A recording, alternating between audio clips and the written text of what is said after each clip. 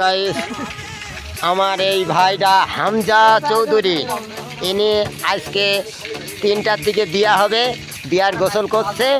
আপনারা সবাই like share comment করে দেবেন।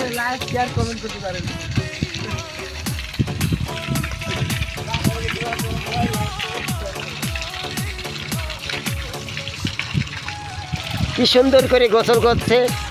আজকে বাসর ঘরটা একদম পাকাভুক্ত হব। হামজা ভাই যেন আবার খাটের পায়া যেন ভেঙে যায় না, আমাদের করো হাতের তারে কাটা নাই বলো, যা করো সাবধানে করো। আর পারো যদি আমার একটু রাত 12টার পরে একটু মিস কল দেও, আমি ঘরের দরজার সামনে চলে যাব।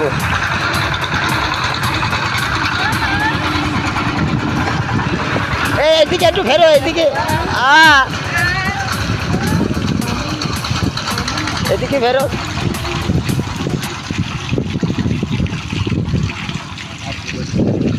আর এই আমার এক ভাই, এর এক জ্ঞান হারাই গেছে, সেই দুঃখে এখন মনে করো নিরন্দাস হয়ে গেছে।